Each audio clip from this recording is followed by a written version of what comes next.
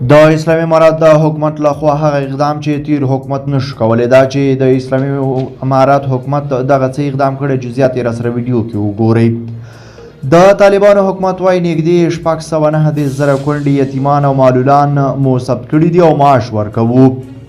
په افغانستان کې د طالبانو حکومت د شهیدانو معلولینو چارو وزارت وایي نږدې 609,000 کونډې یتیمان او معلولان ورسره راجستر شوي دي.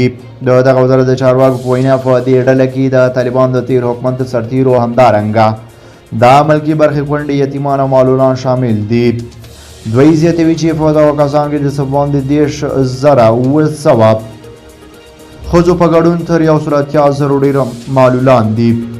د طالبانو حکومت سره همدارال څه باندې 80,000 کونډې او تر 301,000 ډېر یتیمان ثبت شوي دي. د طالبانو د شهیدانو او معلولانو وزارت په وینا دغو کسانو ته د خصوصي بانکونو له لارې په میاشتني ډول ټاکلې تنخواه ورکول کیږي. دغه وزارت چارواکو دا معلومات د طالبانو د حکومتي ادارو لخوا ولس ته د حساب ورکولو په پروګرام کې شریک کړي دي. د طالبانو حکومت کې د شهیدانو او معلولینو چارو وزارت مرستیال شیخ عبدالحکیم حقانی کابل کې په دې اړه جوړې شوې غونډې ته وویل چې د جمهوریت پر مهال ثبت شوي کونډې یتیمان او معلولانو یې له سره ارزولي دي او زرګونه داسې کسان یې پکې موندلي چې په جال سره یې ځانونه د کونډو یتیمانو او معلولانو په لیست کې ثبت کړي وو. د هغه په وینا په دې لړۍ کې تر اوسه شاوخوا 12,000 کونډې یتیمان او 500 معلولان غیر مستحق تثبیت او له سیستمه ایستل شوي دي. دا و زموږ چمتو شوي ویډیو.